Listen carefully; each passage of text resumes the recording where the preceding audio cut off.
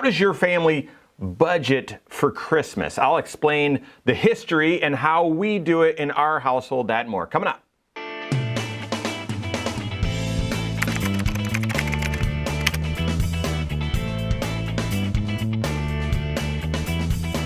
My name is Mike Bernard. I'm the host of the Wise Money Show. I'm also one of the certified financial planners right here at Korhorn Financial Group. Make sure you hit that subscribe button, turn on notifications, and smash that thumbs up button. Christmas, the holidays is an expensive time of year. Most people in their normal cash flow and budget don't have enough discretionary funds to just say, well, I don't need to plan ahead. It is what it is, and we just keep on going. Now, it requires a little bit of adjustment financially. And so, how do you make Christmas work, Christmas finances work in your household? And I'll tell you, we've helped a lot of people with very creative financial planning strategies, selling businesses, retiring, and getting on Social Security and Medicare and all sorts of complicated things in between.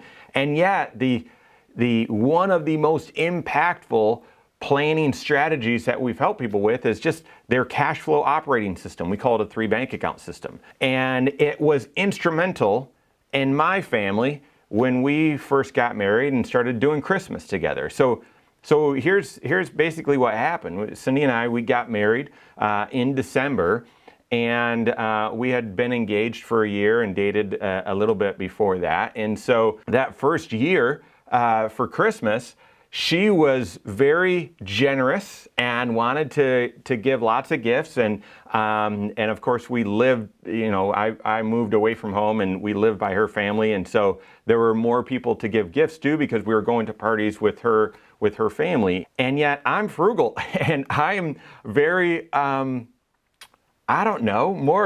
more Scrooge. It's just careful with the finances, and so I saw how generous she was and how quickly money was flowing out, and I sort of panicked, and it wasn't a great feeling. And so guess what happened? Did we have a lot of joy that first Christmas? Well, of course we did, because it was the honeymoon phase. But there was some headbutting, and there was a lot of frustration, and we were approaching it from 2 different angles, where I was trying to conserve the finances and plan for the finances, and she was just trying to be generous because that is the season, and yes, you give gifts to folks. But I realized, listen, it's not going to work that way. Every year, I don't want to do this tug of war around Christmas. This is going to really disrupt harmony during such a joyful time of year. And so we were able, and Cindy's amazing, and so in January or shortly after, I sort of said, hey, that wasn't that great. How can we improve? And listen, I'm sorry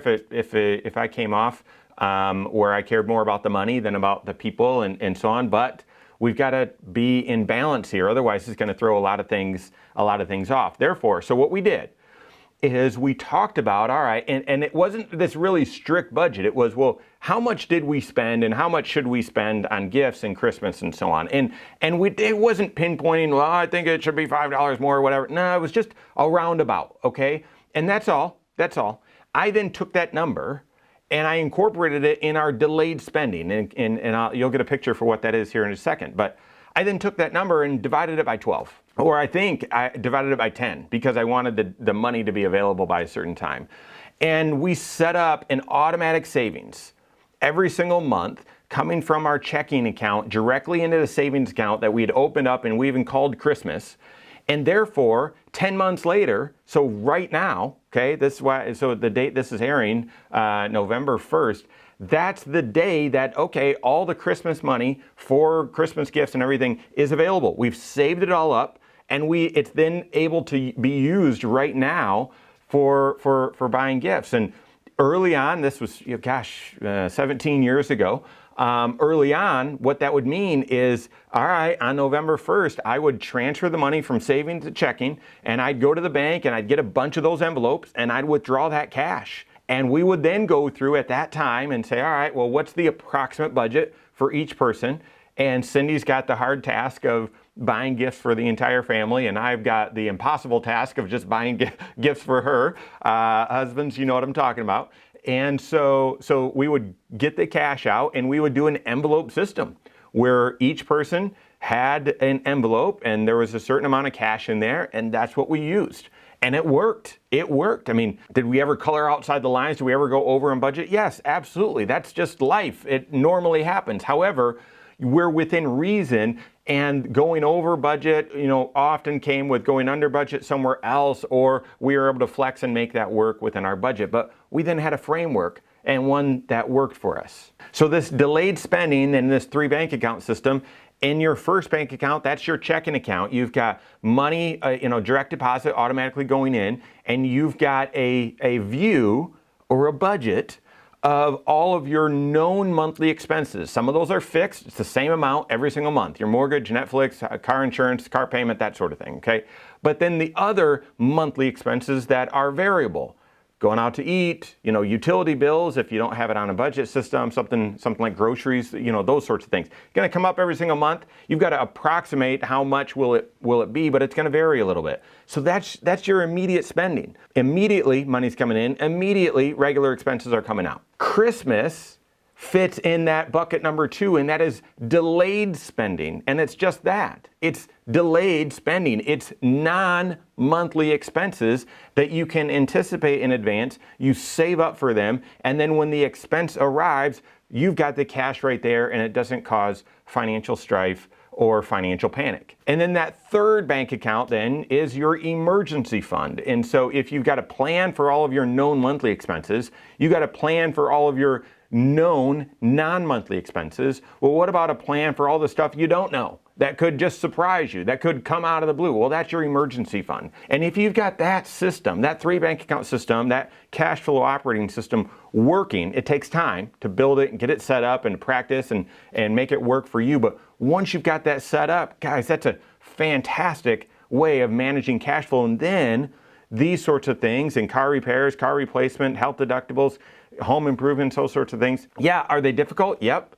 But do you have a system where you can make those work? Yeah. And then you're able to save aggressively for your financial future. A couple updates on this.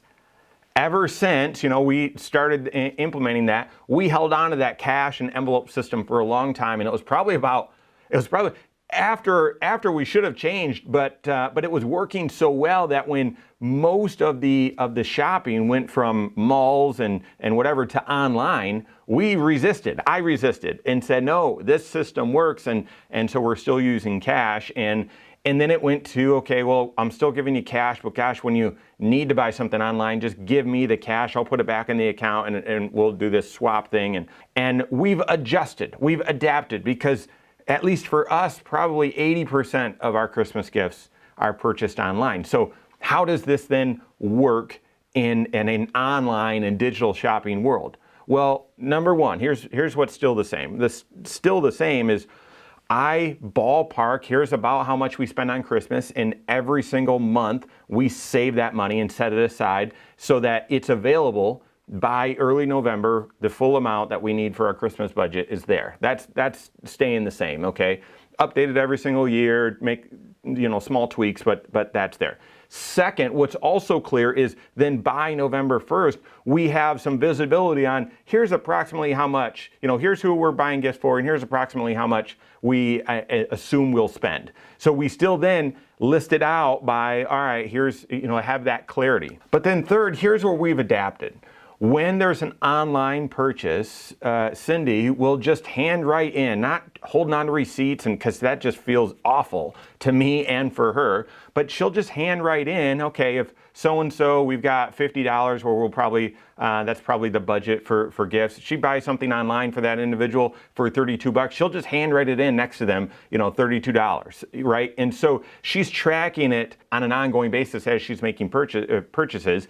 And then I just transfer the money from the savings account back to the checking account to reimburse us or cover us for those expenses, those gifts that we purchased online.